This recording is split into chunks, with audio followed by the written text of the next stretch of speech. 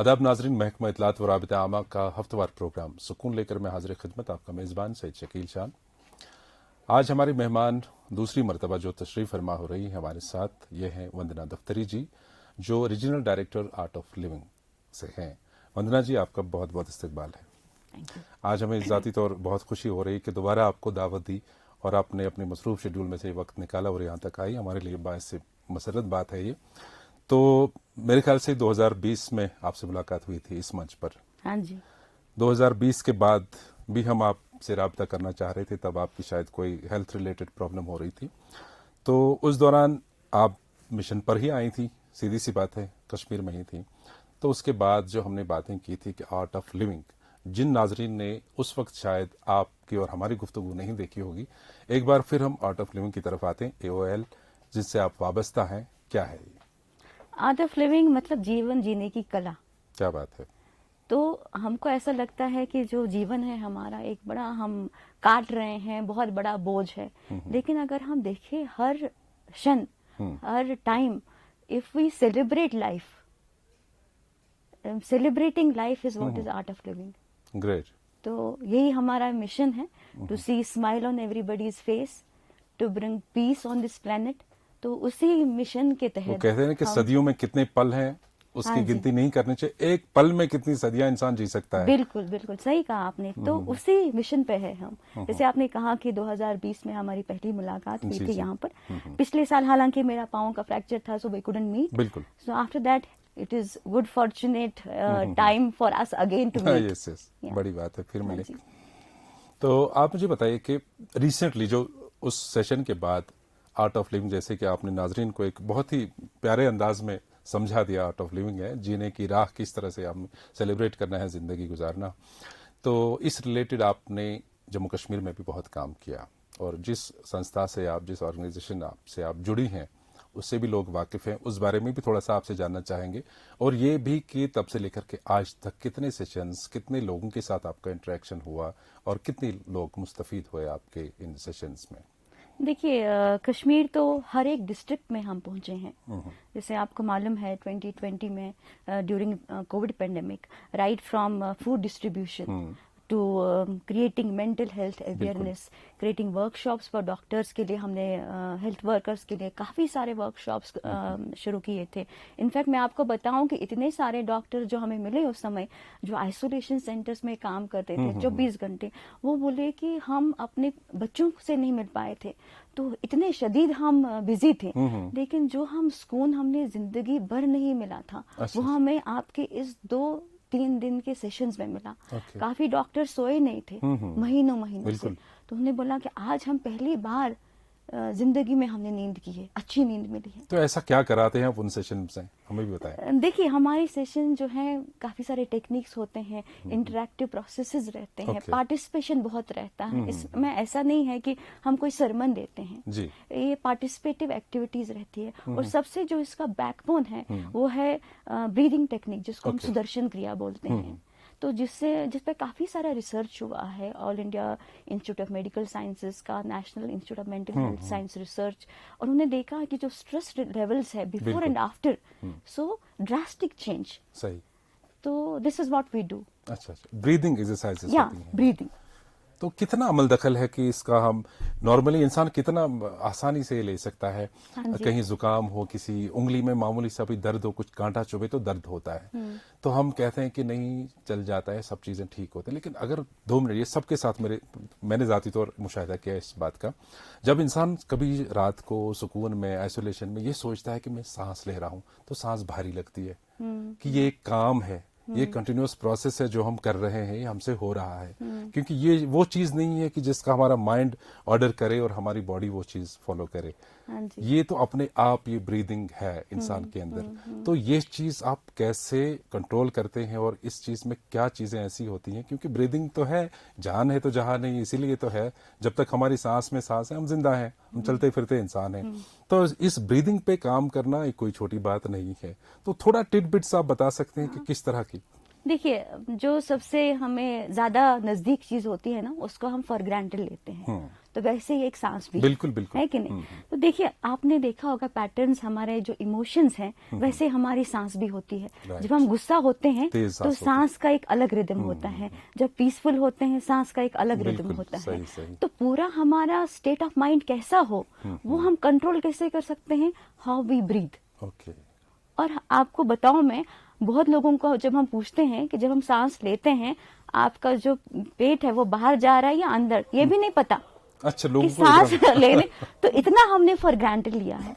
और देखिए, हमारा जो जिंदगी है, जीवन है, पूरा निर्भर है सांस पे। सांस की डोर पे ही तो सांस की जिंदगी डोर पे जब हम पैदा हुए तो सबसे पहले हमने सांस ली सांस है, ले ली, यही और तो। जब हम यहाँ से शरीर छोड़ के जाएंगे तो सांस बाहर जाएगी, है कि बिल्कुल नहीं? तो वंदना अपना जी, इतना जीवन तो इंटरेस्टिंग टॉपिक है ये। मैं सोच रहा हूँ पहले इसी पर हम बात करें, सांस के बारे में ही, जो हाँ आपने जी। बहुत ही खूबसूरत बात यहाँ पे कही कि इमोशंस के साथ बिल्कुल डायरेक्टली रिलेटेड है हमारी सांस जो होती है। लेकिन एक ऑटोमेटिक, एक कुदरती, एक नेचुरल प्रोसेस है। जब हम गुस्सा हो जाते हैं तो हमारी जो धड़कनें भी तेज हो जाती हैं, उसके साथ साथ जो हमारी सांसों का बहाव है, वो रफ्तार है, वो टेम्पो भी बढ़ता है। और इसी तरह से पुरसुकून जब हम होते हैं किसी हिल स्टेशन पे या कहीं भी अपने रूम में स्टडी कर रहे होते हैं, उस वक्त एक नॉर्मल सा पेस होता है इसमें। तो हाउ कम कि कैसे गुस्से में, एंगर में इंसान फिर इसको शांत करने के लिए अपनी ब्रीदिंग पे कंट्रोल देखिए, कर जैसे सकता हम है। प्राणायाम करते हैं या सुदर्शन क्रिया करते हैं, उस पर क्या फोकस है? आपकी सांस की लय, the rhythm of the breath. Okay. देखिए, जैसे आपने देखा होगा, जितनी पतंग की डोर लंबी होती है उतना ही वो जो पतंग होता है वो स्टेबल होता है, स्थिर होता है। तो वैसे ही जितनी लंबी गहरी हमारी सांस होती है उतना हमारा माइंड काम होता है। वाह।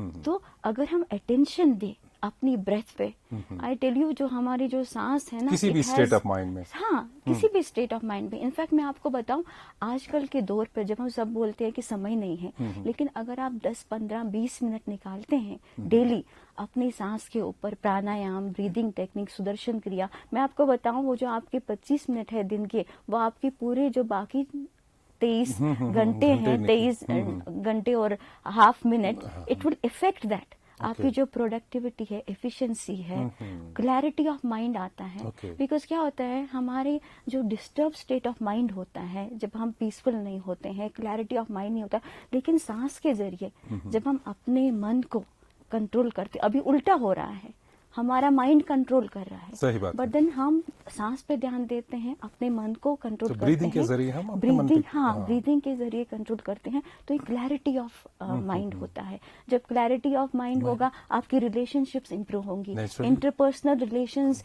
अच्छी होंगी, सही। आपकी सोसाइटी में जो दूसरों के साथ उठना बैठना तरीका वो चेंज हो बिल्कुल, जाएगा। बिल्कुल। आपके जो सीनियर हैं या जूनियर हैं, तो मेन क्या है, अपने माइंड पे काम करना, because everything is dependent on the mind. तो इसी से ये बात भी निकल कर सामने आती है कि जैसे हम देखते हैं, हमने भी बचपन गुजारा है, जवानी की दहलीज पर भी आगे जवानी भी देखी है, तो लेकिन जो हमारे नौजवान साथी हैं, खासकर हमारा फोकस उन पे रहता है कि जो हमारी कौम के मेमार हैं, जिनसे हमारी कौम की इस्तेहकाम हो जाता है, तश्कील होती है, उनसे मुखातिब होकर ये बात ज़रूरी कहना यहाँ मैं जानता हूँ कि टॉलरेंस, बर्दाश्त बहुत कम हो गया आजकल के यूथ में। अगर हम अपने बचपन की तरफ नज़र दौड़ाएं, जैसे हम उस्ताद की बड़ी इज्जत करते थे, अपने बड़ों का मान रखते थे, घर में कोई दादा दादी बुजुर्ग माँ बाप ज़रूर कहा मानते थे, उनके अगेंस्ट नहीं जाते थे, वो कोई एक्सेप्शन होता है कहीं पे। लेकिन आजकल ग्राफ इस हद तक बढ़ गया है कि मामूली सा फोन छीनने पर बाप के खिलाफ बच्चा हो जाता है, वो भी टेंडर एज में। क्या वजह रही होगी कि ये बर्दाश्त की हद आखिर हमसे क्यों छूटती जा रही है? देखिए, हमारे जो लाइब्रेरीज है, स्कूल्स है, कॉलेजेस में हमको काफ़ी कुछ पढ़ाते हैं, लेकिन हमने कभी नहीं सीखा कि अपने इमोशंस को कैसे हम उस पर कैसे कंट्रोल बड़ी करें। बात है। जैसे हमारा एंगर है, फियर है, कंपटीशन है, तो इसको हम कैसे देखें? देखिए, सबसे जरूरी है, अगर आपका बच्चा आज कुछ ऐसे फियर्स सिचुएशन या फियर्स रिएक्शन है, तो उसको देखना है कि हमारा उसमें कितना इन्वॉल्वमेंट है। अगर कुछ बच्चे में गलती है, आप अगर उसको फोर्सफुली चेंज करना चाहेंगे, कभी नहीं होगा। अच्छा। क्योंकि आप देखिए, आप खुद भी देखिए, अगर आपको कोई फोर्सफुली कुछ चेंज करना चाहते हैं, आप होंगे वक्ती क्या? तौर नहीं। शायद इंसान हाँ, पीछे हटे, हाँ, लेकिन अंदर हाँ, से वो ज्यादा ही तो एग्रीवेट पहले हो जाएगा। अगर उसमें कुछ ऐसी कमियां हैं, तो पहले हमको मानना पड़ेगा कि ऐसा है, और उसके बाद उसके लिए हम क्या एक्शन ले सकते हैं, उसको कैसे समझा सकते हैं। मैं आपको बताऊं, लव मूव्स माउंटेन्स। तो अगर आप प्रेम से उनको समझाएं कि ऐसा नहीं ठीक है, मैं आपको बताऊं काफी चीजें हो सकती है। ऐसे हमारे जो प्रोग्राम्स हैं, हम सेंट्रल जेल, यहाँ मैंने श्रीनगर में भी प्रोग्राम लिए हैं, और काफी सारे ऑल ओवर वर्ल्ड में हमारे अलग अलग प्रोग्राम चलते हैं। तो उसमें मैं आपको बताऊं, जो फर्स्ट डे और लास्ट डे होता है, जो हार्डकोर क्रिमिनल भी हो, वो भी एक बच्चे जैसा बनता है, क्योंकि हमने वो एनवायरनमेंट क्रिएट करना है। क्योंकि कोई ऐसा बंदा नहीं है जो पैदा होते ही कोई ऐसा एंगर, फ्रस्ट्रेशन या कोई एक टेररिस्ट बन के नहीं होता। कोई बंदा ऐसा पैदा नहीं होता, पर क्या होता है, उसकी सिचुएशंस ऐसी बन जाती है। तो जो उसकी सिचुएशंस क्रिएट हो गई है, उसको हमने चेंज करना है। तो वंदना जी, क्या वजह यही रही होगी कि जो हमारे अंदर एग्रेशन, एंगर ज्यादा बढ़ता जा रहा है हमारे यूथ के अंदर? ये जो हमारा, अब पूरी दुनिया की बात करें तो पीस, हमने आमा जो होता है, चैन जो होता है, वो कहीं नजर नहीं आता है। क्या यही वजह है कि इंसानों के अंदर ये हरारत जो है, दिमागी हरारत, ये ज्यादा बढ़ गई है? बिल्कुल, हमने मेंटल हेल्थ पे कभी फोकस नहीं किया कि मेंटल हेल्थ, अगर हम पीसफुल है तो हमारे जो आसपास लोग हैं वो पीसफुल है। इमीडिएट सोसाइटी, अगर इमीडिएट सोसाइटी तो कंट्री पीसफुल है, तो then world is peaceful. Globally देखें तो ग्लोबली देखें।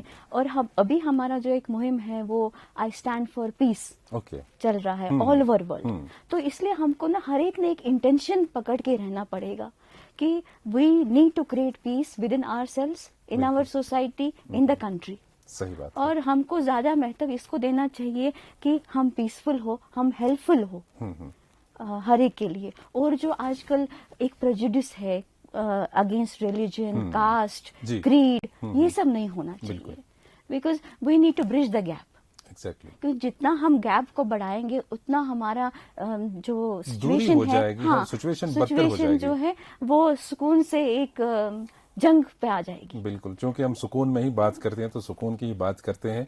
तो हमें उम्मीद है कि अगर जिस स्ट्रीम की तरफ आप इशारा दे रहे हैं कि आपके जो सेशंस होते हैं आर्ट ऑफ लिविंग के जरिए, अगर ये चीजें आम हो जाएं, शायद मेरे ख्याल से लोग अभी नावाकिफ हैं इन चीजों से, और ऐसे कि ब्रीदिंग एक्सरसाइजेज हैं या इंटरेक्टिव सेशंस से इंसान, वो दिल तो बच्चा है, होने वाली बात है कि अंदर से, जैसे कि आपने कहा कि अभी अंदर से तो इंसान बच्चा ही होता है, फिर उसको किस तरीके से कार्व किया जाता है, किस सांचे में उसके डाला जाता है, वो वैसे ही खसाइल लेके ही सामने आ जाता है। तो मुझे लगता है कि जो आर्ट ऑफ लिविंग है, अगर ये सेशंस ज्यादा आम हो जाए, आप उन ट्रेनीज को ट्रेन करें जो आगे भी कुछ स्मॉल हैमलेट्स में, टाउन्स में जाके ये सेशंस अंजाम दे, तो मुझे लगता है कि एक मुआशरा कम से कम उसको फायदा हो, इस एग्रेशन और इस परेशानी से हम बाहर निकल आ सकते हैं। तो दूसरी बात, यहाँ पे जाते जाते हम आपसे पूछना चाहेंगे कि जो ड्रग मेनेस आम है आजकल, उसका बिकरार बढ़ता जा रहा है, और इस प्लेटफॉर्म पर अक्सर मैं बात करता हूँ इस बारे में। तो क्या लगता है आपको कि आपकी जो ये आर्ट ऑफ लिविंग सेशंस होते हैं, कहीं कारआमद होते हैं ऐसे? हाँ जी, काफी सारा काम हुआ है, डी एडिक्शन प्रोग्राम्स हुए हैं। खासतौर से अभी रिसेंटली अगर मैं बताऊं, हरियाणा, चंडीगढ़ में बहुत काम हुआ है, क्योंकि वहाँ के जो यूथ है काफी सारे ड्रग एडिक्ट्स हो गए थे। तो देखिए क्या होता है जनरली कि इंसान एक ऊंचाई की एक्सटेसी ढूंढता है, एक हैप्पीनेस ढूंढता है यूथ में। उसको लगता है कि मुझे खुशी इसी में मिलेगी, पर उसको ये नहीं पता चलता कि ये जो उसको वो पकड़ रहा है, उससे कुछ नहीं मिलने वाला एक्सेप्ट डिपेंडेंसी, बिल्कुल, डिप्रेशन, कुछ पल का सुकून जो उसे वो फॉल्स सपोर्ट लगता है, डिपेंडेंसी, डिप्रेशन और सिकनेस। सही, इसके अलावा कुछ नहीं मिलता उसको। अगर उन चीजों को उसको समझाया जाए एक बड़े प्लेटफॉर्म पे, हर एक जगह, हर एक स्टेट में, हर एक स्कूल कॉलेजेस में ये शुरू किया जाए, एक डी एडिक्शन प्रोग्राम करने से पहले ही, कि दीज आर द थिंग्स कि ये आपको खराब कर सकती है। और जीवन में इससे बड़ा एक एक्सटेटिक माहौल है, वो है मेडिटेशन, सुदर्शन क्रिया। जब आप एक बार उसको पकड़ते हो, फिर छोड़ने का मन नहीं करता। तो मुझे लगता है कि हमारे इस दूसरे सेशन के बाद जो हमारे व्यूअर्स हैं इस वक्त, वो जरूर वंदना दफ्तरी जी को ढूंढेंगे, इन्हें ढूंढेंगे, और उनको और पता चलेगा कि और भी हमारे माशरे में कितने लोग हैं जो आर्ट ऑफ लिविंग के साथ जुड़े हुए हैं, जिनकी वजह से आपको लाभ होगा, फायदा होगा, और हम इंशाल्लाह इस परेशानी के आलम से दूर हो जाएंगे और एक पीसफुल माहौल में रहने की कोशिश सभी करेंगे। आप दोबारा यहाँ पे तशरीफ लाएं, आपका बहुत बहुत शुक्रिया। नाज़रीन, आपको बताना चाहेंगे कि हमारे सारे जो सुकून के शुमारे हैं, ये शुमारा भी आप हमारे सोशल मीडिया प्लेटफॉर्म्स पर देख सकते हैं, दूरदर्शन के अलावा, जो कि सैटरडे इस वक्त चल रहा है 9 बजे। तो DIPR-JK के नाम से हमारा ऑफिशियल फेसबुक पेज है, इसी नाम से हमारी यूट्यूब चैनल है और ट्विटर हैंडल भी है। ज़रूर अपनी राय का इजहार करेंगे और अपना फीडबैक हम तक पहुंचा दीजिए। आज के प्रोग्राम से इजाज़त। खुदा हाफिज़।